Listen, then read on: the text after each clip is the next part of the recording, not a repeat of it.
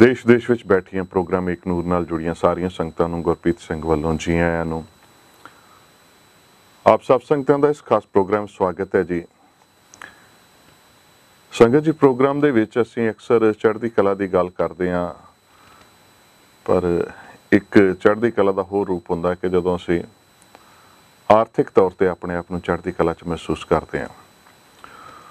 सो उस चीज़ नूं लैके अज असीं एक विशेष मेहमान दे नाल गल करन जा रहे हैं। मुंबई तो साडे नाल MK सचदेवा जी जुड़े हुए ने।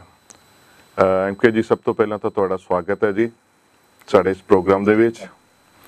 ते असीं फतेह अर्ज करांगे, वाहिगुरू जी का खालसा, वाहिगुरू जी की फतेह।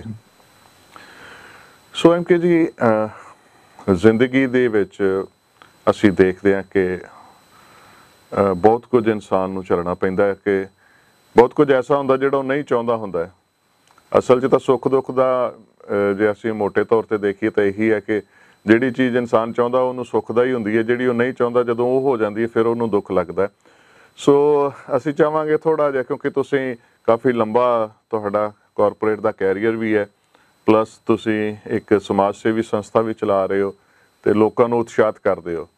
ਅਸੀਂ ਦੇਖਦੇ ਹਾਂ ਕਿ ਤੁਸੀਂ ਹਮੇਸ਼ਾ ਹੀ अपने आप नूं मोटिवेटेड रखते हो, अपने आप नूं चढ़दी कला च रखते हो। इस बारे असीं चाहांगे कि तुसीं साडे नाल अपने विचार साझे करते जी।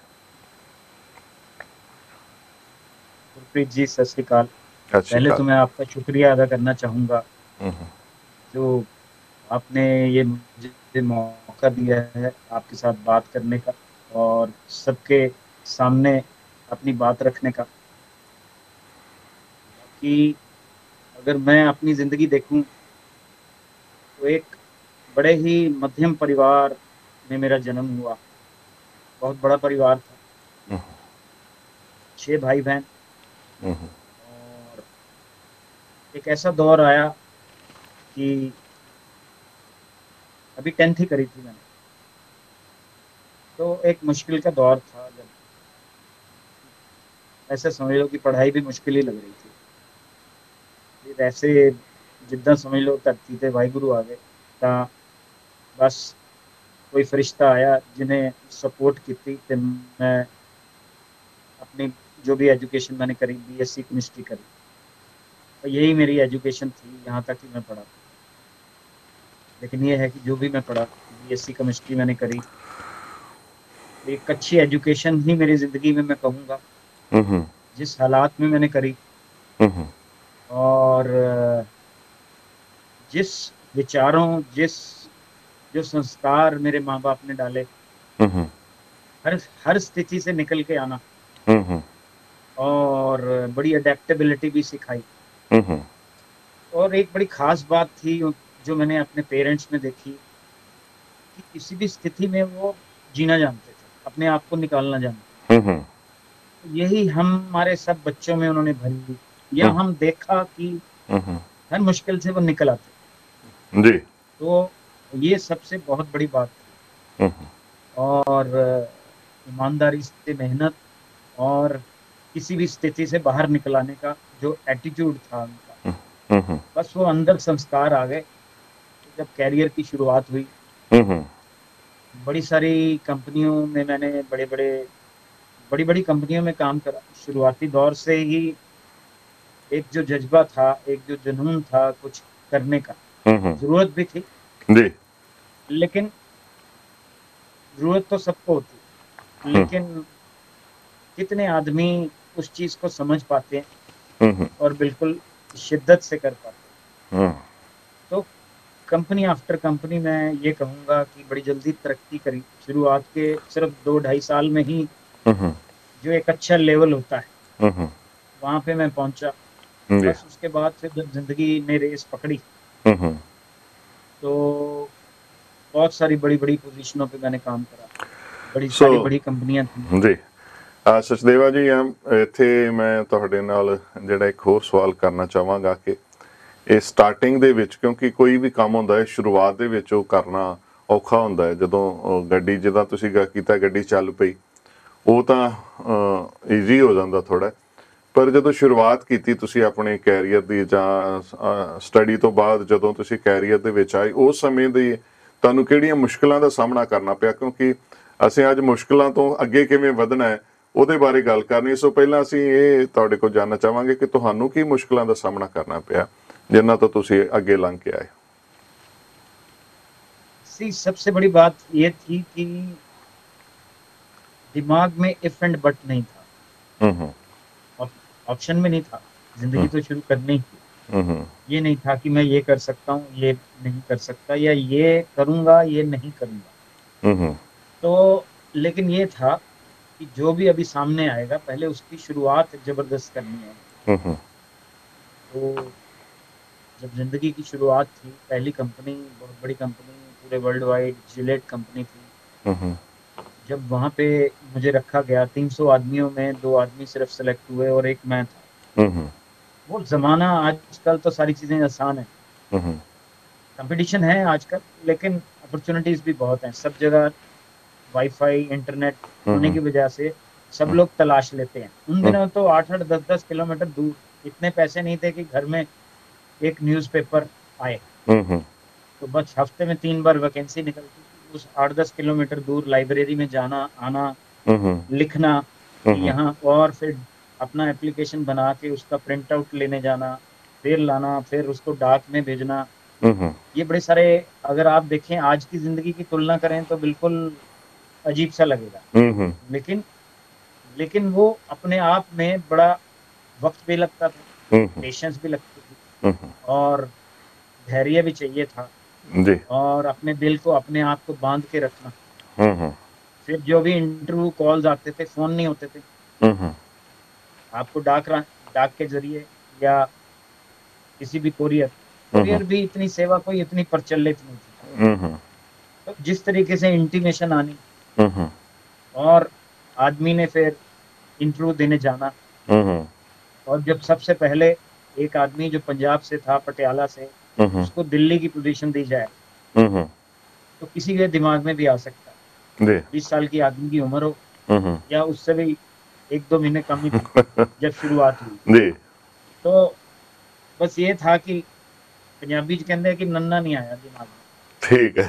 That was I think the biggest point कि अपॉर्चुनिटी आई हाथ में, तो कहा कि करेंगे, बिल्कुल करेंगे। और सफर करने तक के भी पैसे नहीं थे। किसी ने 500 रुपए किसी से मांगे गए, कहा कि 1 महीने में वापस करेंगे। उसी में ही अपना पहला सूटकेस खरीदा जिंदगी का। अच्छा जी। और पहुंच गए दिल्ली। बस 3-4 महीने काम किया, फिर कंपनी ने मुझे यूपी में भेज दिया, पश्चिमी उत्तर प्रदेश में भेज दिया। हर 6 महीने में कहीं ना कहीं बदली हो जाती थी, एरिया चेंज कर देते थे। यूपी में रहते हुए मुरादाबाद में मैं था, फिर उन्होंने कुमाऊं करवाया, नैनीताल साइड करवाई, फिर गढ़वाल करवाया, फिर सारे यूपी के मेन टाउन करवाए। समझ नहीं पा रहे थे लोग कि क्या चल रहा है इस आदमी को, इतना 4-4 5-5 महीने बाद इसको हर डिफिकल्ट एरिया दिया जाता है। लेकिन एक चीज, मैं भी, वो इस शुरुआती दौर में इतनी मैच्योरिटी नहीं होती, लेकिन ये जरूर था कि ना नहीं कर रहा था, नन्ना नहीं। ਸੋ ਸਚਦੇਵਾ ਜੀ, ਇਹ ਗੱਲ ਤੁਹਾਡੇ ਮਨ 'ਚ ਕਿੱਥੋਂ ਆਈ? ਕਿਉਂਕਿ ਅੱਜ ਸਾਡਾ ਥੋੜਾ ਹਿੰਦੀ ਪੰਜਾਬੀ ਮਿਕਸ ਚੱਲਦਾ ਪਿਆ, ਕਿਉਂਕਿ ਜ਼ਿਆਦਾਤਰ ਇਨਸਾਨ ਜਿਹੜਾ ਨਾ ਉਹ ਸ਼ੁਰੂ ਕਰਨ ਤੋਂ ਪਹਿਲਾਂ ਹੀ ਨੰਨਾ ਰੱਖ ਲੈਂਦਾ ਹੈ। ਜਿਹੜਾ ਤੁਸੀਂ ਕਹਿੰਦੇ ਨਾ, ਕਿਉਂਕਿ ਸਭ ਤੋਂ ਈਜ਼ੀ ਹੁੰਦਾ ਕਿ ਨਾ ਕਰ ਦੇਣਾ। ਜਦੋਂ ਨਾ ਹੀ ਕਰ ਦਿੱਤੀ ਤੇ ਫਿਰ ਤਾਂ ਕੁਝ ਕਰਨ ਦੀ ਜ਼ਰੂਰਤ ਹੀ ਨਹੀਂ, ਉੱਥੇ ਹੀ ਕੰਮ ਕਵਰ ਹੋ ਜਾਂਦਾ, ਰੁਕ ਜਾਂਦਾ।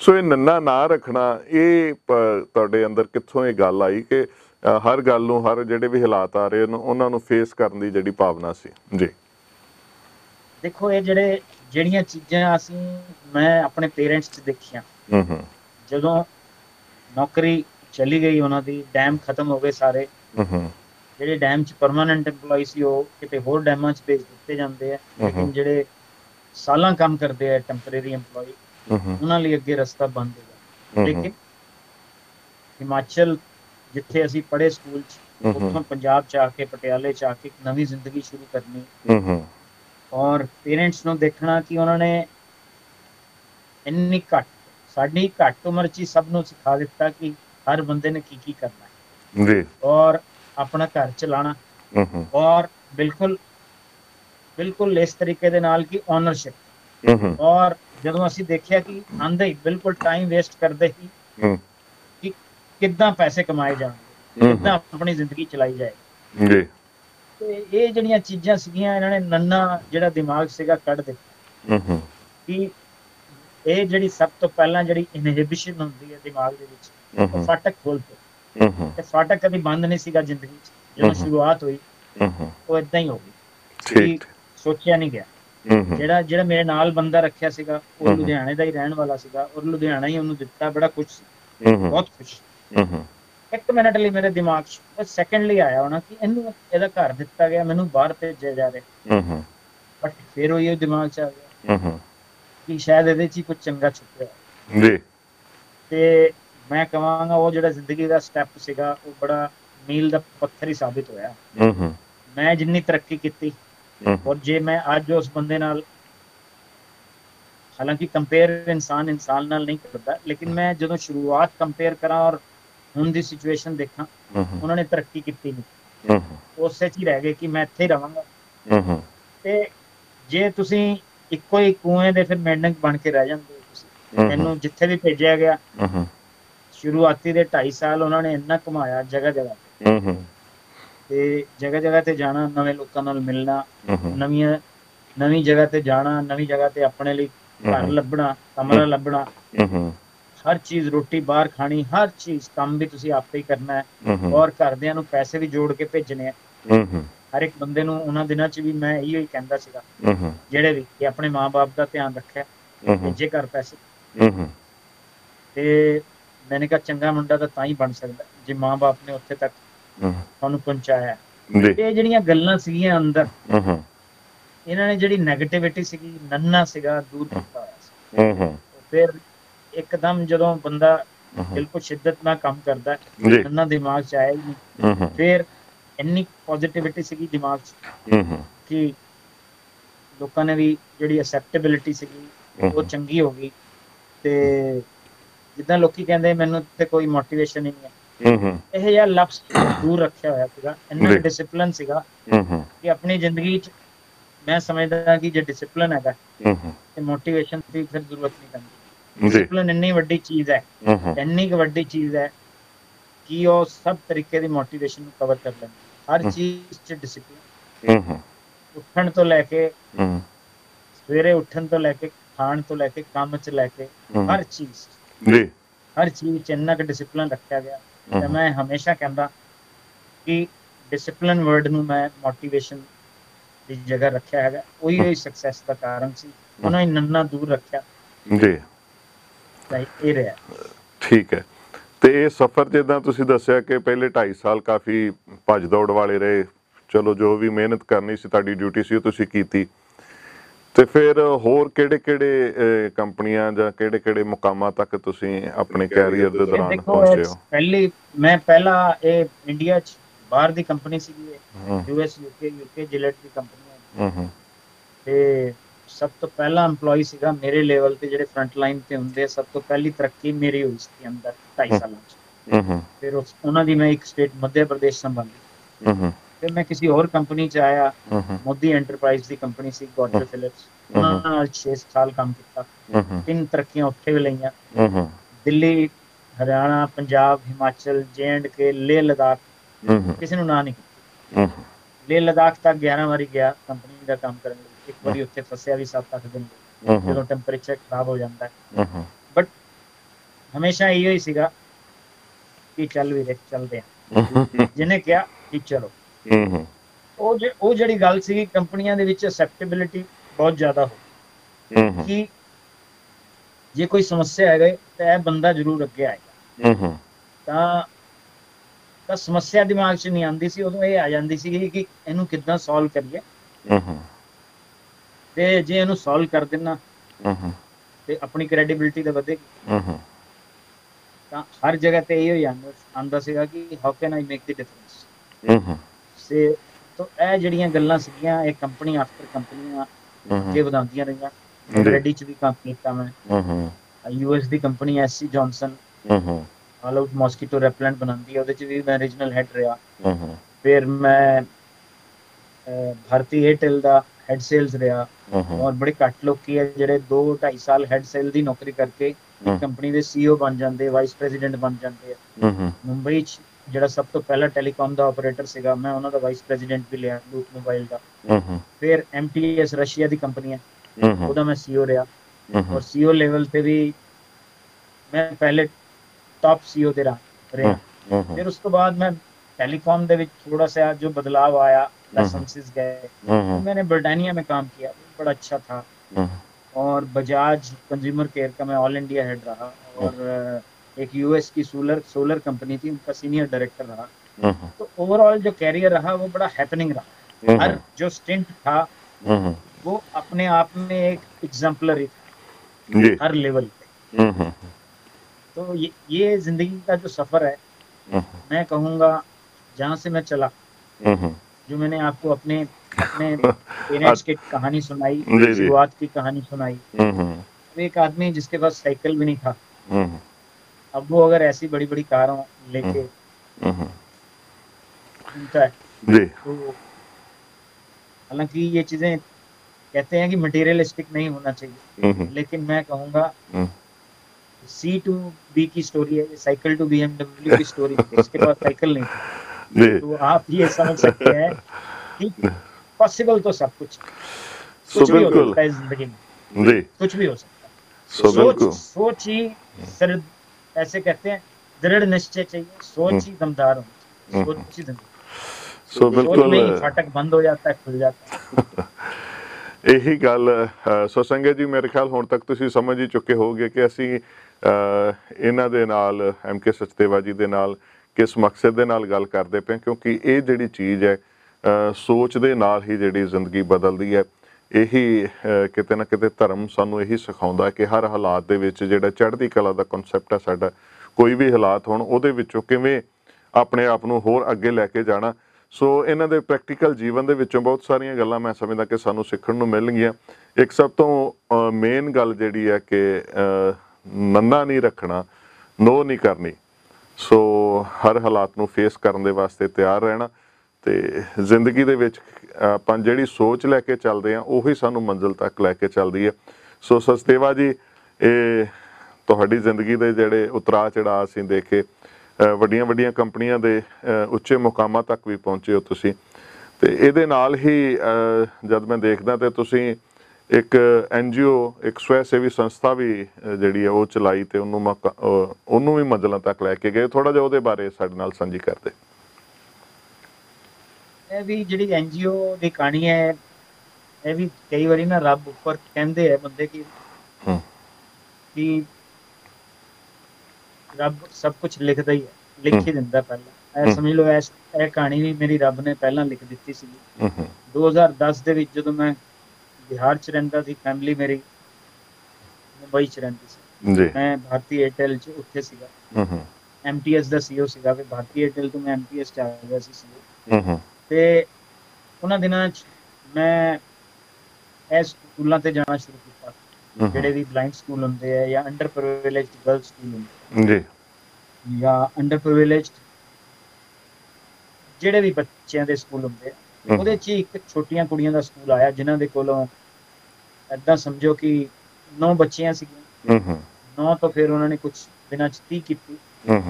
ਰਹਿਣ ਦੀ ਜਗ੍ਹਾ ਵੀ ਏਦਾਂ ਹੀ ਸੀਗੀ, ਛੋਟੇ ਛੋਟੇ ਕਮਰੇ। ਸਕੂਲ ਕਿਸੇ ਨੇ ਉਹਨਾਂ ਨੂੰ ਦੇ ਦਿੱਤਾ। ਅਸੀਂ ਕੰਪਨੀ 'ਚ ਸੋਚਿਆ ਕਿ ਅਸੀਂ ਇੰਨੇ ਪੈਸੇ ਵੇਸਟ ਕਰ ਦਿੰਨੇ ਆ ਸੈਲੀਬ੍ਰੇਸ਼ਨਾਂ 'ਚ, ਕੇਕ ਕੱਟ ਤੇ ਸਭ ਨੂੰ। ਫਿਰ ਮੈਂ ਬਤੌਰ CEO ਸੀਗਾ ਕੰਪਨੀ ਦਾ, ਸਭ ਨੂੰ ਕਿਹਾ ਕਿ ਇਹ ਜਿਹੜੀ ਅਸੀਂ ਸੈਲੀਬ੍ਰੇਸ਼ਨ ਕਰਦੇ ਆ, ਇਹ ਵਾਲਾ ਸਾਰਾ ਪੈਸਾ ਅਸੀਂ ਉੱਥੇ ਦੇਣਾ। ਤੇ ਏਦਾਂ ਸ਼ੁਰੂਆਤ ਹੋਈ। ਫਿਰ ਉਹਨਾਂ ਨਾਲ ਪਿਆਰ ਵੀ ਵੱਧ ਗਿਆ, ਮਤਲਬ ਏਦਾਂ ਹੋ ਗਿਆ ਕਿ ਕਨੈਕਟ ਜਿਹਾ ਬੈਠ ਗਿਆ। ਜਿਹੜੇ ਵੀ ਸਾਰੇ ਕੰਪਨੀ ਦੇ ਬੰਦੇ ਸੀ ਉਹ ਸਪੋਰਟ ਕਰਨਾ ਸ਼ੁਰੂ ਕੀਤਾ। ਫਿਰ 2013 'ਚ ਫਿਰ ਕੁਝ ਘਟਨਾ ਵੀ ਪਰਿਵਾਰ 'ਚ ਏਦਾਂ ਦੀ ਹੋ ਗਈ, ਜਿਹਦੇ 'ਚ ਪਰਿਵਾਰ ਦਾ ਜਦੋਂ ਕੋਈ ਮੈਂਬਰ ਚਲਾ ਜਾਂਦਾ ਹੈ, ਬੇਟੀ ਚਲੀ ਗਈ, ਮਾਂ ਚਲੀ ਗਈ, ਬੇਟੀ ਵੀ ਛੋਟੀ ਹੀ ਸੀਗੀ, ਹਲੇ 10th ਹੀ ਕੀਤੀ ਸੀ। ਤਾਂ ਜਦੋਂ ਇੰਨਾ ਝਟਕਾ ਲੱਗਿਆ ਤਾਂ ਪਰਿਵਾਰ ਵੀ ਏਦਾਂ ਸਮਝ ਲਓ, ਉਸ ਟਾਈਮ ਤਾਂ ਏਦਾਂ ਲੱਗਦਾ ਸੀਗਾ ਕਿ ਕੋਈ ਪਰਿਵਾਰ ਦੇ ਵਿੱਚ ਬਚੇਗਾ ਜਾਂ ਨਹੀਂ ਬਚੇਗਾ। ਲੇਕਿਨ ਫਿਰ ਉਸ ਦੌਰਾਨ ਅਸੀਂ, ਮੈਂ, ਮੇਰੀ ਵਾਈਫ ਸਾਡਾ ਬੇਟਾ ਅਸੀਂ ਗਏ ਪਟਨਾ ਹੂੰ ਤੇ ਬਸ ਉਹ ਸਕੂਲ 'ਚ ਮੈਂ ਫਿਰ ਗਿਆ। ਜੀ ਫਿਰ ਸਾਡੇ ਬਸ ਬੱਚੇ ਨੇ ਕਿਹਾ ਕਿ ਇਹ ਸਕੂਲ ਲਈ ਤੁਸੀਂ ਕੁਝ ਕਰੋ। ਹੂੰ ਬਸ ਏਦਾਂ ਹੈ ਕਿ ਉਹ ਬੇਟੀ ਦੇ ਨਾਂ ਤੇ ਉਹਨਾਂ ਨੇ ਪ੍ਰੋਜੈਕਟ ਰੱਖ ਦਿੱਤਾ। ਫਿਰ ਹੂੰ ਕੁਝ ਸਪੋਰਟ ਅਸੀਂ ਕੀਤਾ ਜੀ ਔਰ ਤੇ ਉਹ ਸਕੂਲ ਜਿਹੜਾ ਪਹਿਲਾਂ 30 ਬੱਚੀਆਂ ਦਾ ਸੀਗਾ ਫਿਰ 70 ਬੱਚੀਆਂ ਹੋ ਗਈਆਂ ਉੱਥੇ। ਫਿਰ ਜੀ ਜਗ੍ਹਾ ਲਈ ਗਈ ਕਿਰਾਏ ਤੇ, ਹੂੰ 2-3 ਸਾਲ ਕਿਰਾਏ ਤੇ ਚਲਾਇਆ ਗਿਆ। ਬੜੀਆਂ ਬੜੀਆਂ ਕੰਪਨੀਆਂ ਵੀ ਅੱਗੇ ਆਈਆਂ ਉਹਨੂੰ ਹੂੰ ਮਦਦ ਕਰਨ ਲਈ। 60% ਪੈਸਾ ਵੱਡੇ ਵੱਡੇ ਬੈਂਕਾਂ ਨੇ ਵੀ ਦਿੱਤਾ, ਜੀ ਬੈਂਕ ਇੰਸ਼ੋਰੈਂਸ ਨੇ ਦਿੱਤਾ। ਹੂੰ ਤੇ ਇਹ ਮੈਂ ਇੰਡੀਵਿਜੂਅਲ ਡੋਨਰ ਸੀਗਾ ਇੱਕ, ਮੇਰੇ ਬੜੇ ਲੋਕਾਂ ਨੇ ਵੀ ਹੋਰਾਂ ਨੇ ਵੀ ਸਾਥ ਦਿੱਤਾ। ਹੂੰ ਬਸ ਏਦਾਂ ਹੈ ਕਿ ਰੱਬ ਜਿੱਦਾਂ ਨੀਚੇ ਆ ਜਾਂਦਾ। ਹੂੰ ਫਿਰ ਇੱਕ ਦਿਨ 2-3 ਸਾਲਾਂ ਬਾਅਦ ਇੱਕ ਜ਼ਮੀਨ ਵੀ ਖਰੀਦ ਲਈ ਗਈ ਉੱਥੇ 13,000 ਸਕੁਅਰ ਫੀਟ, 13 ਕੱਠੇ ਦੀ। ਹੂੰ ਉਹ ਵੀ ਸਭ ਨੇ ਮਿਲ ਕੇ ਖਰੀਦੀ।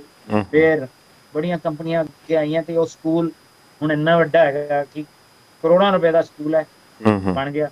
ਔਰ ਬੱਚੇ ਹੁਣ ਜਿਹੜੇ ਵੀ ਹੈਗੇ ਉੱਥੇ ਹੂੰ ਅੰਡਰ ਪ੍ਰਿਵਿਲੇਜਡ ਕੁੜੀਆਂ ਹੈਗੀਆਂ ਔਰ ਉਹ ਉਹ ਹੁਣ ਕਿਸੇ ਤੇ ਡਿਪੈਂਡੈਂਟ ਨਹੀਂ। ਹੂੰ ਜਿਹੜੇ ਜੀ ਬੱਚੇ ਪਹਿਲੇ ਛੋਟੀਆਂ ਛੋਟੀਆਂ ਸੀਗੀਆਂ ਹੁਣ ਵੱਡੀਆਂ ਹੋ ਗਈਆਂ, 10th ਕਰ ਲਈ ਉਹਨਾਂ ਨੇ। ਹੂੰ ਔਰ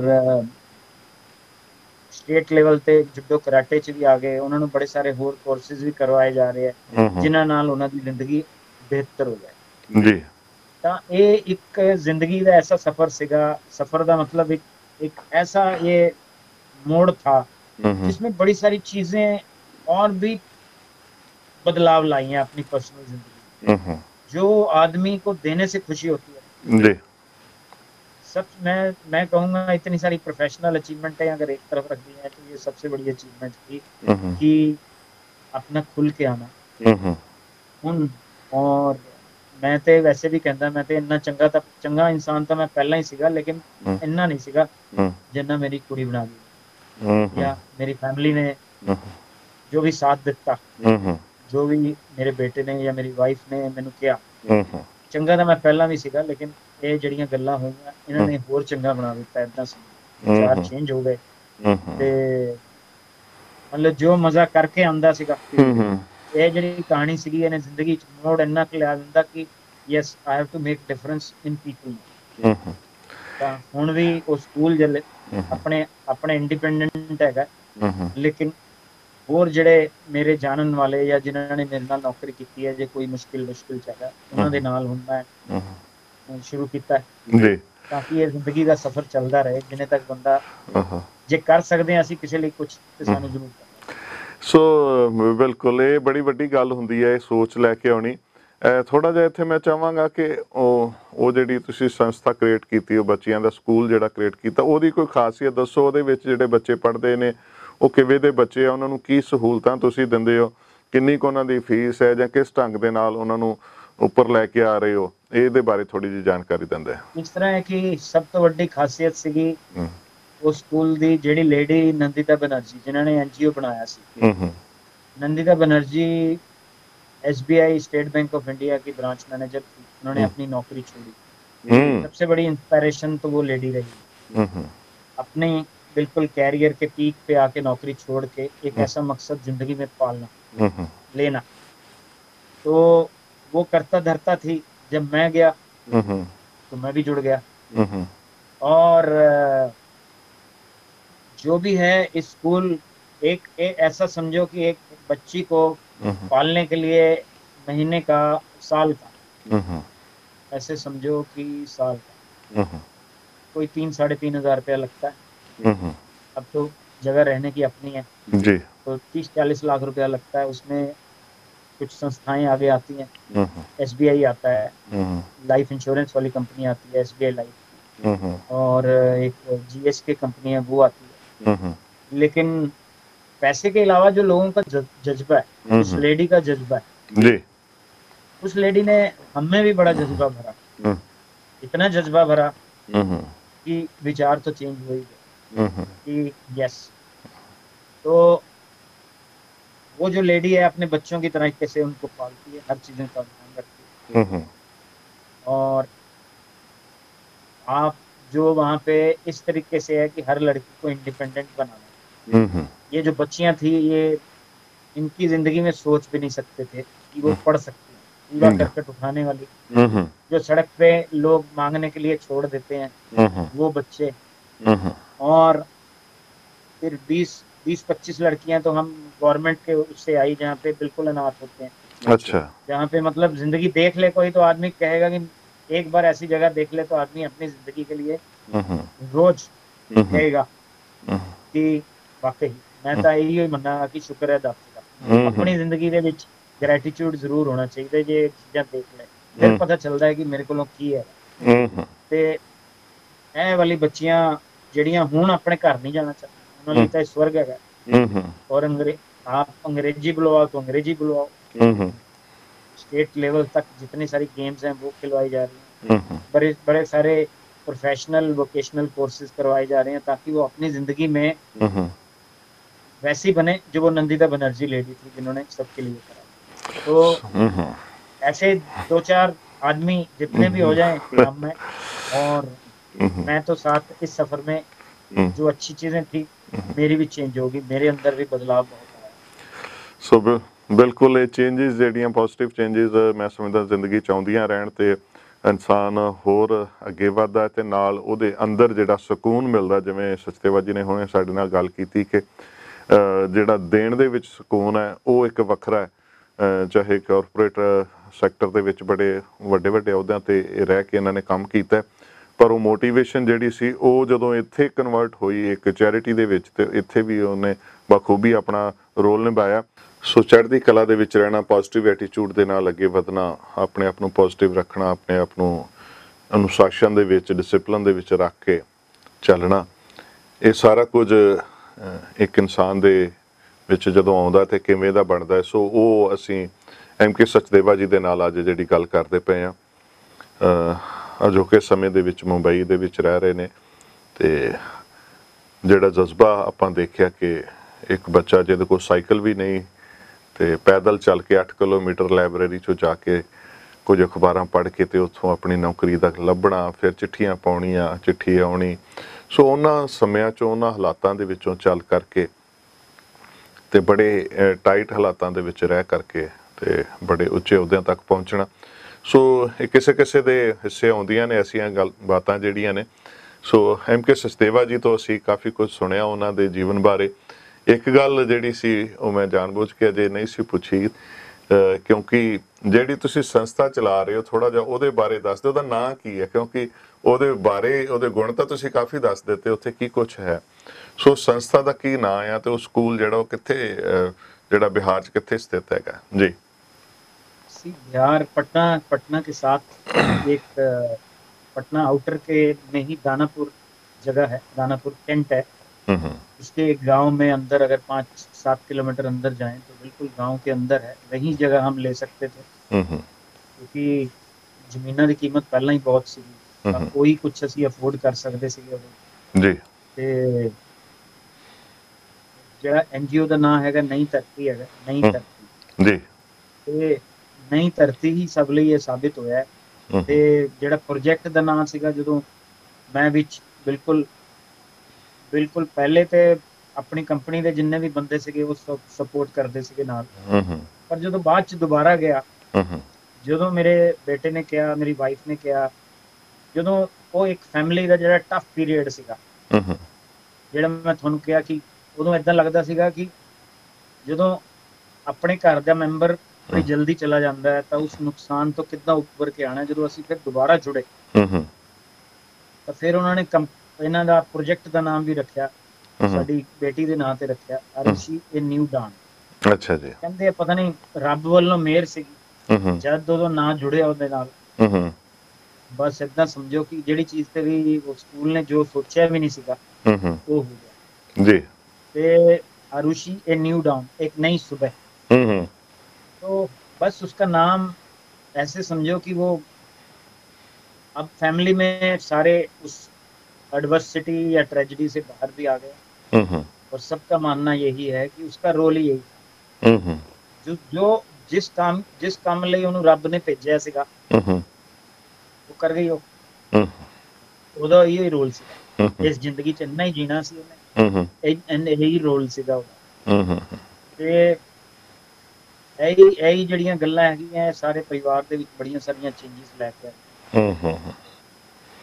ਸੋ ਬਿਲਕੁਲ ਮੈਂ ਸਮਝਦਾ ਕਿ ਇਹਨਾਂ ਹਾਲਾਤਾਂ ਦੇ ਵਿੱਚ ਉੱਭਰ ਪਾਉਣਾ ਤੇ ਉਸ ਚੀਜ਼ ਨੂੰ ਇੱਕ ਇਸ ਰੂਪ ਦੇ ਵਿੱਚ ਲੈ ਲੈਣਾ ਕਿ ਉਸ ਵਿਛੜੀ ਹੋਈ ਜਿਹੜੀ ਪਰਿਵਾਰ ਦੀ ਜਿਹੜੀ ਬੱਚੀ ਸੀ ਉਹਦੇ ਨਾਂ ਦੇ ਉੱਤੇ ਇਹ ਸੇਵਾ ਸ਼ੁਰੂ ਕਰ ਲੈਣੀ ਤੇ ਉਹਨੂੰ ਫਿਰ ਆਪਣੇ ਜਜ਼ਬਾਤਾਂ ਦੇ ਨਾਲ ਇਸ ਗਹਿਰਾਈ ਤੋਂ ਜੋੜ ਲੈਣਾ, ਮੈਂ ਸਮਝਦਾ ਕਿ ਇਹ ਵੀ ਇੱਕ ਪ੍ਰੇਰਨਾ ਦਾ ਸਰੋਤ ਹੈ ਕਿ ਨਹੀਂ ਤੇ ਇਨਸਾਨ ਕਈ ਵਾਰੀ ਵਿਛੋੜੇ ਦੇ ਵਿਜੋਗ ਦੇ ਵਿੱਚ ਹੀ ਆਪਣਾ ਬੜਾ ਕੁਝ ਜਿਹੜਾ ਹੈ ਉਹ ਮਿਸ ਕਰ ਜਾਂਦਾ ਹੈ, ਉਹਨੂੰ ਉਸ ਗੱਲ ਦੀ ਹੀ ਇੰਨਾ ਚੋਟ ਲੱਗ ਜਾਂਦੀ ਹੈ।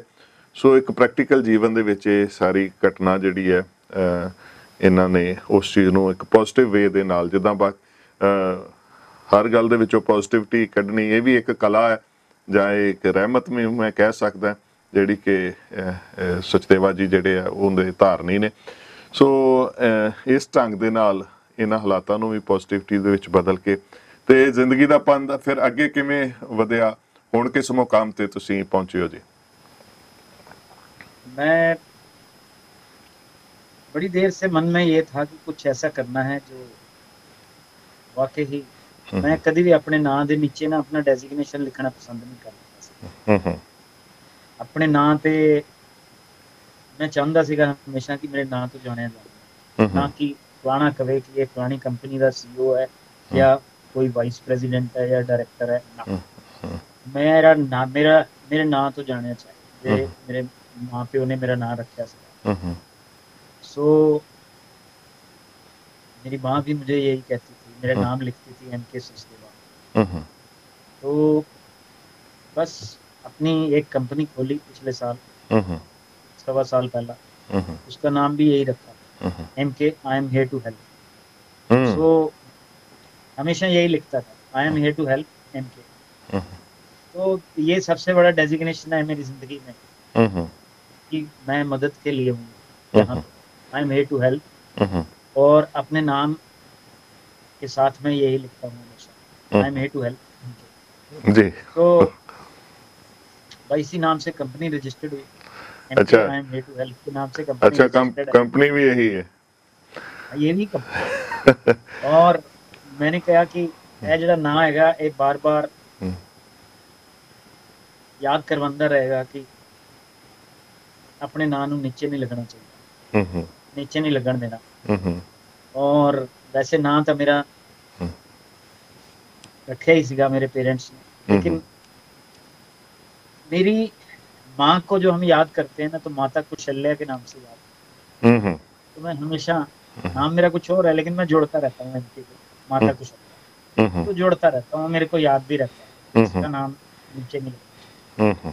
इस तरीके से काफ़ी सारी कंपनियों को कंसल्टेंसी करता हूँ और बस यही है, हर तरीके की कंपनी के साथ जुड़ा हुआ हूँ। जो काम पहले अंदर रह के करता था अभी बाहर भी आजकल मैनेजमेंट होती है जो कंपनीज को एडवाइस करती हैं और लोगों को ट्रेंड करती हैं, वो काम मैं करता हूँ। सो बिल्कुल। सो ਅੱਜ ਦੇ ਇਸ ਦੌਰ ਦੇ ਵਿੱਚ ਹੁਣ ਆਪਾਂ ਜੇ ਗੱਲ ਕਰੀਏ ਖਾਸ ਤੌਰ ਤੇ ਜਦੋਂ ਦਾ ਇਹ 2020 ਈਅਰ ਸ਼ੁਰੂ ਹੋਇਆ ਤੇ ਕਾਫੀ ਔਖਾ ਦੁਨੀਆ ਦੇ ਵਾਸਤੇ, ਕਿਉਂਕਿ ਇਹ ਜਿਹੜੀ ਬਿਮਾਰੀ ਕਰੋਨਾ ਦੀ ਮਹਾਮਾਰੀ ਬਣ ਗਈ, ਤੇ ਇਸ ਦੌਰ ਦੇ ਬਾਰੇ ਤੁਸੀਂ ਥੋੜਾ ਜਿਹਾ ਆਪਣਾ ਵਿਊ ਦਿੰਦੇ ਕਿ ਇਸ ਦੌਰ ਨੂੰ ਤੁਸੀਂ ਕਿਵੇਂ ਦੇਖਿਆ ਤੇ ਕਿਵੇਂ ਸਮਝਿਆ?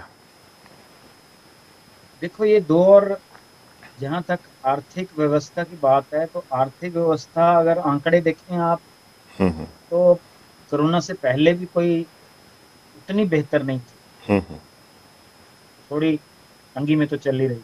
जो भी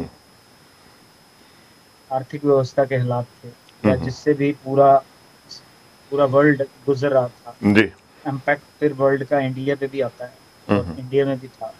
और लेकिन यस, कोरोना के आने से, लॉकडाउन आने के आवाज बहुत उठी कि यस अपॉर्चुनिटीज नहीं है, नौकरियां खत्म हो गई हैं, सैलरी कट हो गई हैं। इसका ज्यादा, बहुत ज्यादा लोग आवाज कर रहे हैं। मैं ये नहीं कह रहा हूँ कि नहीं है, लेकिन अपॉर्चुनिटियां भी बहुत अपॉर्चुनिटी जी, इतनी अपॉर्चुनिटियां हैं कि जिंदगी चेंज हो रही है। जब भी कोई महामारी आती है हम्म, कुछ ना कुछ बदलाव, इतना बड़ा बदलाव करके जाती है, हम्म, और उसी में ही अपॉर्चुनिटीज होती है। जी। अब डिपेंड करता है, या हम्म, तो आप बहाव में बह जाइए कि बड़ी दिक्कत है, बड़ी समस्या है, हम्म, या फिर आप चेंज हो जाइए। बदलाव भी तो जिंदगी का एक नया रास्ता है ना, आगे तरक्की का। हम्म, अगर इस लॉकडाउन के अंदर अगर एक हलवाई की दुकान बंद थी, हम्म, या तो वो अपने घर पे बैठा है कि हम्म, कुछ नहीं करूंगा अभी, जी। क्योंकि उसका फाटक बंद है कि हम्म, यही करूंगा हम्म, और यही करता रहूंगा। जी। अब अगर 6 महीने हलवाई की दुकान नहीं खुलेगी तो कुछ नहीं करोगे। हम्म, लेकिन ऐसे ऐसे आदमी भी मैंने देखे हैं, हम्म, हलवाई की दुकान करता था, हम्म, मेरे ख्याल 10-15 दिन नहीं लगे होंगे उसके माइंडसेट को चेंज होते हुए। जी। उसने सब्जी की दुकान खोल ली, घर घर सब्जियां पहुंचानी शुरू कर दी। हम्म, तो आप एक छोटे से लेवल के आदमी की सोच देखिए, फिर हम्म, वही आगे जैसी सोच, हम्म, उसने इसी में अपॉर्चुनिटी ढूंढ ली, अपना बिजनेस चेंज कर दिया, हम्म, और फिर लोगों के घर पे चीजें पहुंचाने की, ये एक बदलाव ही तो है। हम्म, अब छोटा सब्जी वाला अगर घर पे सब्जी पहुंचा रहा है, ऐप बन गए हैं, हम्म, जमाना डिजिटल है, हम्म, एंड यूजर पे फोकस आ गया है। जी। तो ये भी तरक्की के ही रास्ते हैं। ये समस्या मतलब तो ज्यादा देर रहेगी नहीं, ਜਿਵੇਂ ज्यादा देर नहीं रहेगी। ਸਚਦੇਵਾ ਜੀ, ਜਿਵੇਂ ਆਪਾਂ ਕਹਿੰਦੇ ਆ ਨਾ ਕਿ ਇੱਕ ਰਾਹ ਜੇ ਬੰਦ ਹੁੰਦਾ ਤੇ ਦੋ ਖੁੱਲ ਜਾਂਦੇ ਨੇ। ਸੋ ਆਪਣੀ ਸੋਚ ਦੇ ਵਿੱਚ ਬਦਲਾਅ ਜਿਹੜਾ ਲਿਆਉਣਾ, ਮੈਂ ਸਮਝਦਾ ਕਿ ਇਹ ਥੋੜਾ ਕਈਆਂ ਵਾਸਤੇ ਔਖਾ ਹੁੰਦਾ ਹੈ, ਪਰ ਜੇ ਉਸ ਨੂੰ ਬਦਲਾਅ ਲੈ ਆਂਦਾ ਜਾਏ ਤੇ ਜਿਹੜੇ ਨਵੇਂ ਅਪਰਚੁਨਿਟੀਜ਼ ਕ੍ਰੀਏਟ ਹੋ ਰਹੀਆਂ ਹੁੰਦੀਆਂ ਉਹਨਾਂ ਦੇ ਨਾਲ ਇਨਸਾਨ ਜੁੜ ਸਕਦਾ ਹੈ ਜੀ। बिल्कुल। ਹੂੰ, अब अगर आप ये देखें कि इस बदलाव में, ये तो पता ही था कि थोड़ा बहुत कंपनियों को, ਹੂੰ, व्यापार में, ਹੂੰ, हर किसी की कंपनी, ਹੂੰ, हर किसी कैटेगरी में, हर कोई कैटेगरी में फर्क तो पड़ेगा, बट जी। वो एक टेम्परेरी फेज होता है। उस फेज में कितनी सारी अपॉर्चुनिटियां लोग निकाल लेते हैं, कंपनीज निकाल लेती हैं। हम्म, हम्म, अब ये जो एंड यूजर पे फोकस है, हम्म, कुछ इंडस्ट्री, ऑटो की इंडस्ट्री डाउन गई, जी। तो खाने पीने की कंपनियां, ऐसा नहीं है हम्म, सबने स्टोर करा, सबने खा ही रहे हैं, वैसे ही खा रहे हैं जैसे खा रहे हैं, लेकिन कहीं ना कहीं सप्लाई की व्यवस्था थोड़ी सी इम्पैक्टेड हुई, तो जी। उसकी वजह से थोड़े आंकड़े थोड़े कमजोर हुए। हम्म, लेकिन अगर रूरल देखा जाए, हम्म, गांवों में देखा जाए, तो अभी के जो आंकड़े बता रहे हैं, गांवों की तरक्की तो बिल्कुल सही रास्ते पे जा रही है। हम्म, शहरों में जरूर ये लॉकडाउन का प्रभाव बहुत था पहले, हम्म, और इसी के चलते चलते कितनी सारी कुछ ऐसी इंडस्ट्रियां जो हम्म, बिल्कुल ऐसे उभर के आ रही हैं, जी। ऐसे उभर के आ रही हैं। हम्म, जैसे पुराने टाइम में एक नेटवर्क मार्केटिंग होती थी, जिसको लोग हम्म, कहते थे कि हम्म, थोड़ा सा दूर हटते थे। हम्म, अब वो नेटवर्क मार्केटिंग नहीं रही, हम्म, ये तो बिल्कुल अ, बस कोरियर से सामान चला जाता है आजकल घर, हम्म, बिल्कुल घर चला जाता है, घर हम्म, पे पहुंच जाता है सामान। जी। और ये जो इंडस्ट्री है, हम्म, ये मेरे ख्याल अगले 5 साल में 8 गुना हो जाएगी, और इसी दौरान ही, हम्म, इसी इसी 4-5 महीने लॉकडाउन के पीरियड में ही ये मेरे ख्याल से 50-60% हो सकता है डबल भी होगी। हम्म, इतनी तरक्की, मैं भी जुड़ा हुआ हूँ, एक मोदी केयर कंपनी है, जी। मैं भी जुड़ा हूँ उनसे। अच्छा। ये काफी सारी, मैंने एक टीम भी खड़ी करी है, रोज मैं हम्म, उनकी ट्रेनिंग भी करता हूँ। हम्म, तो इतना पोटेंशियल है, इतना पोटेंशियल है। तो हम्म, अपॉर्चुनिटी, अब अगर हम, वही बात आ गई, अगर हम नन्ना कहेंगे हम्म, तो नन्ना ले आवांगे मन दे विच, फिर ते हम्म, कुछ भी नजर नहीं आएगा, हम्म, फिर ते कुछ भी नजर नहीं आएगा। और जे नन्ना नहीं रहेगा, हम्म। फिर सब कुछ नजर आएगा, फिर सब कुछ नजर आएगा। यही जिंदगी होती है। ਨਹੀਂ, ਇੰਨਾ तो ਇੰਨਾ ਸਾਰਾ देखो, ਕਾਰਪੋਰੇਟ ਦਾ ਐਕਸਪੀਰੀਅੰਸ ਰੱਖ ਕੇ ਸਾਰਾ, ਤੁਸੀਂ ਜਿਵੇਂ ਗੱਲ ਕੀਤੀ ਕਿ ਐਜ਼ ਅ ਕੰਸਲਟੈਂਟ ਕੰਪਨੀਆਂ ਨੂੰ ਉਹ ਵੀ ਸਪੋਰਟ ਦਿੰਦੇ ਹੋ ਜਾਂ ਉਹਨਾਂ ਨੂੰ ਗਾਈਡ ਕਰਦੇ ਹੋ ਕਿਵੇਂ ਤੁਸੀਂ ਬਿਜ਼ਨਸ ਕਰਨਾ, ਤੇ ਫਿਰ ਇੱਕ ਇਸ ਢੰਗ ਦੇ ਨਾਲ ਕੰਪਨੀ ਨਾਲ ਖੁਦ ਜੁੜ ਜਾਣਾ, ਇਹਨੂੰ ਤੁਸੀਂ ਕਿਸ ਢੰਗ ਦੇ ਨਾਲ ਆਪਣੇ ਆਪ ਨੂੰ ਇਸ ਚੀਜ਼ ਦੇ ਬਾਰੇ ਤਿਆਰ ਕੀਤਾ ਕਿ ਹੁਣ ਇਹ ਵੀ ਕੰਮ ਕਰਕੇ ਦੇਖਣਾ ਚਾਹੀਦਾ, ਇਹਦੇ ਬਾਰੇ ਥੋੜਾ ਜਿਹਾ ਦੱਸ ਦੇ। जैसे ही कोई भी समस्या आती है, हम्म, जैसे ही हम एंटर हुए लॉकडाउन में, कोरोना की आवाज आनी शुरू हुई, हम्म, अब घर में बैठना पड़ेगा। हम्म, मैं समझता हूँ, मैंने जो इस 4-5 महीने में सीखा है, हम्म, या अपनी जिंदगी को एक अगले प्लेटफॉर्म पे लेके गया, हम्म, मतलब पीछे नहीं गई। जो जी, लोग कहते हैं कि एक एक स्टेप, 2 स्टेप, 4 स्टेप पीछे आ गया, हम्म, ना, पीछे नहीं आया। जी, ये 2 स्टेप आगे ही बढ़ी हम्म, है। एक ये व्यापार जो हम्म, कहने के लिए व्यापार है, यूजर है सारे इसके, जी, लेकिन डिजिटल होता है। हम्म, घर बैठ के, जैसे मैं और आप बात कर रहे हैं, मैं तो जी, मुंबई में हूँ, हम्म, आप वहां पे हैं, हम्म, तो ये भी बात हो रही है। हम्म, ऐसे ही आजकल मीटिंग्स भी हो रही हैं।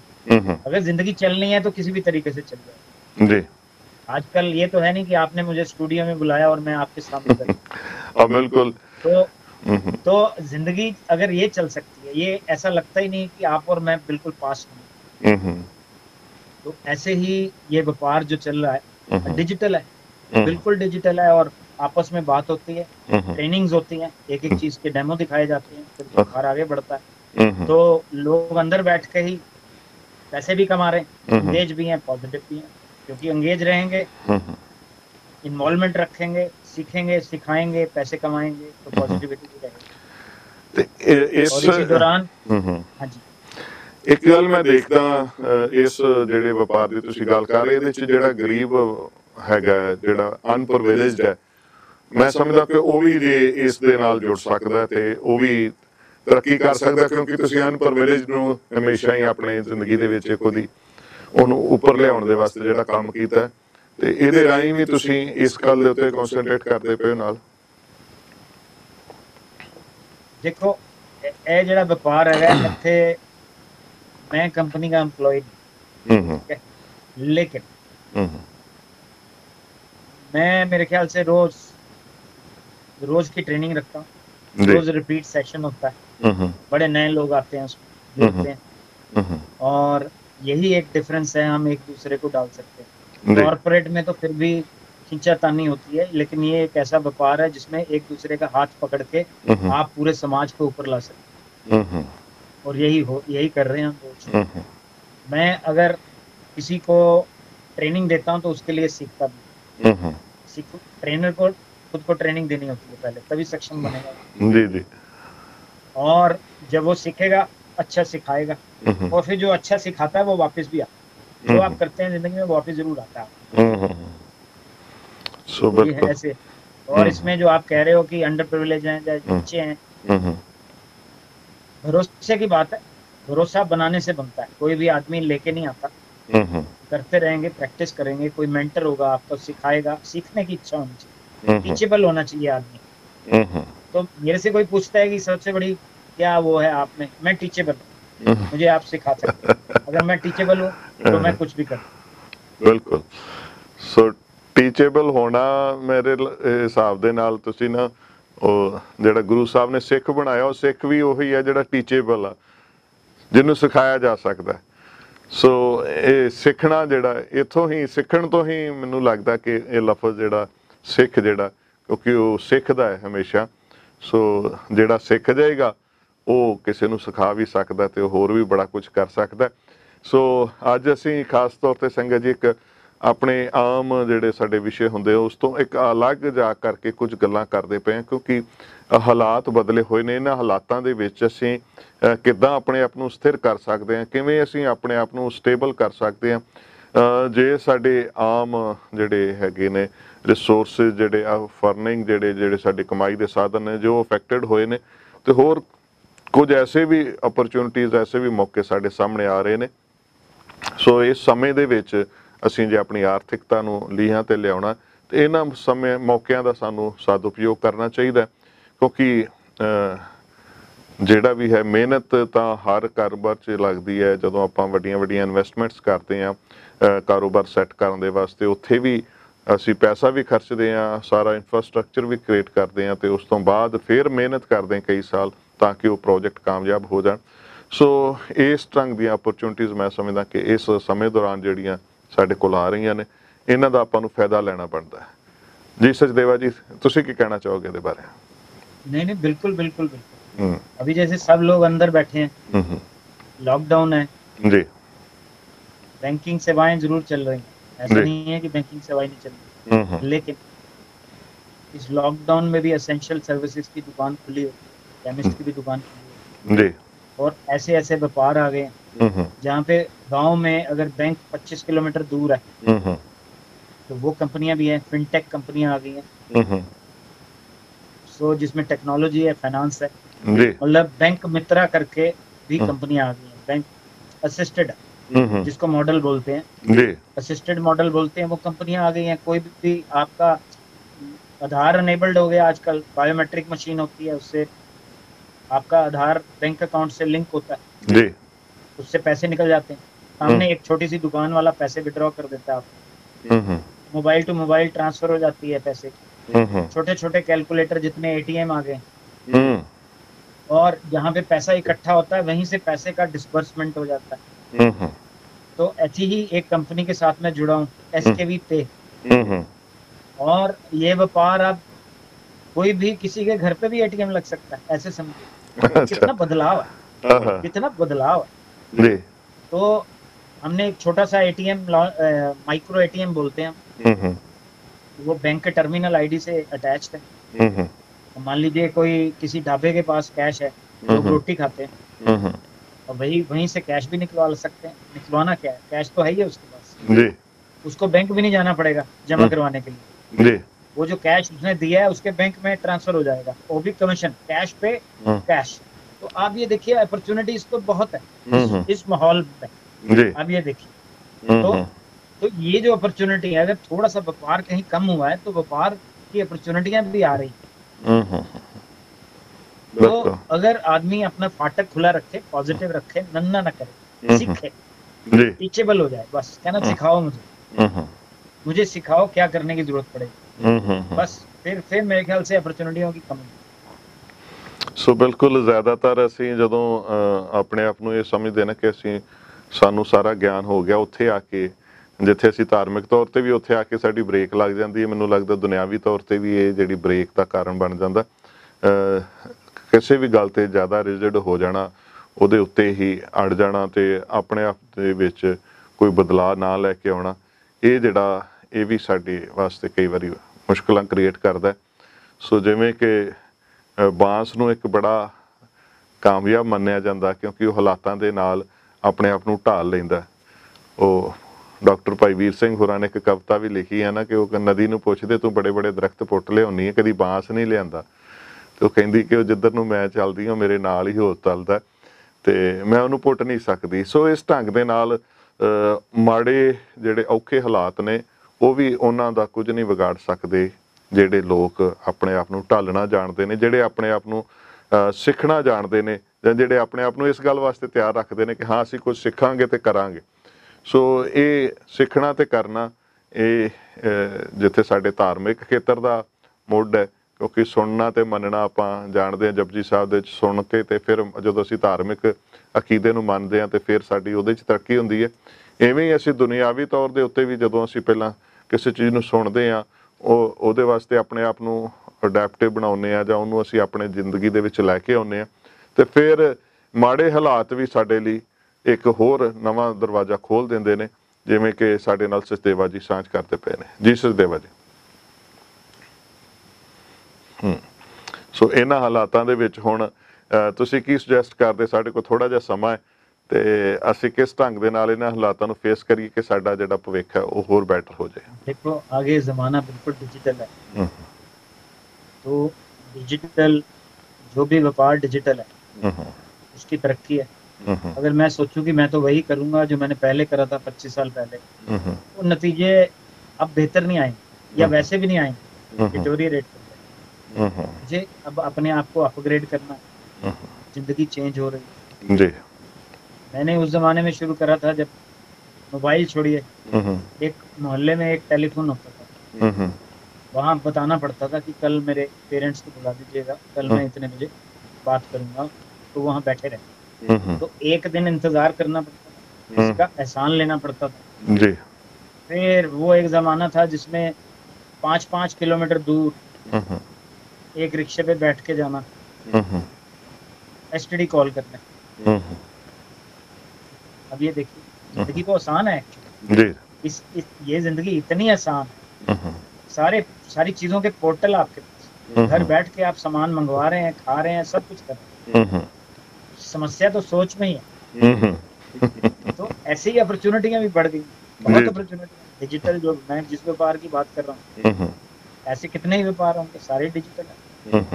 पहले सिर्फ यही लगता था कि बैंक में जाके नौकरी करनी, ये देखिए एटीएम बैंक वाले का ही होता है, अब तो एटीएम किसी का भी हो सकता है, ये देखिए। सारी चीजों की अपॉर्चुनिटियां तो है ही है, बिल्कुल। बस अपना जो फाटक है उसको खुला रखने की जरूरत है, बस। सो बिल्कुल जब फाटक खुला होगा, you will be open to change also जी। और फिर आदमी का वजन भी हल्का हो जाता है, अंदर नहीं रहता। फाटक खुला होता है तो बाहर भी आता है, फिर पैराशूट बन के उड़ भी सकता है आदमी। नहीं तो अंदर ही डाल रखेगा तो भारी होगा, फिर पैराशूट कैसे। बिल्कुल। सो ਆਪਾਂ ਆਪਣੇ ਅੰਦਰ ਦੀ ਜਿਹੜੀ ਨਾ ਆ ਤੇ ਮੈਂ ਆ ਨਹੀਂ ਕਰਨਾ, ਮੈਂ ਇਹ ਨਹੀਂ ਕਰਨਾ, ਜਾਂ ਮੈਂ ਐਵੇਂ ਨਹੀਂ ਕਰ ਸਕਦਾ, ਇਹਨਾਂ ਚੀਜ਼ਾਂ ਤੋਂ ਹੀ ਆਪਾਂ ਅੱਗੇ ਵਧੀਏ।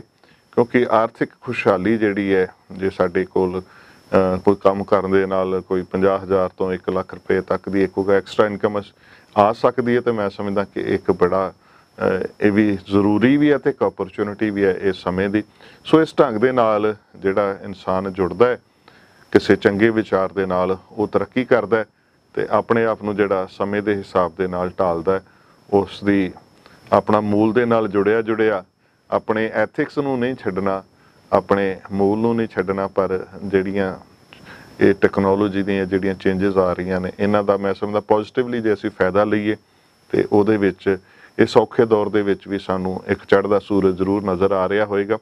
ਸੋ ਸਚਦੇਵਾ ਜੀ, ਅਸੀਂ ਤੁਹਾਡਾ ਬਹੁਤ ਧੰਨਵਾਦ ਕਰਦੇ ਹਾਂ, ਤੁਸੀਂ ਕਾਫੀ ਰੁਝੇਵਿਆਂ ਚੋਂ ਟਾਈਮ ਕੱਢ ਕੇ ਸਾਡੇ ਨਾਲ ਇਹ ਸਾਰੀਆਂ ਵਿਚਾਰਾਂ ਦੀ ਸਾਂਝ ਕੀਤੀ ਹੈ। ਸੋ ਤੁਹਾਡਾ ਧੰਨਵਾਦ ਕਰਦੇ, ਫਤਿਹ ਅਰਜ਼ ਕਰਦੇ ਹਾਂ। ਸੰਗਤਾਂ ਦਾ ਵੀ ਧੰਨਵਾਦ ਹੈ ਜੀ। ਵਾਹਿਗੁਰੂ ਜੀ ਕਾ ਖਾਲਸਾ, ਵਾਹਿਗੁਰੂ ਜੀ ਕੀ ਫਤਿਹ।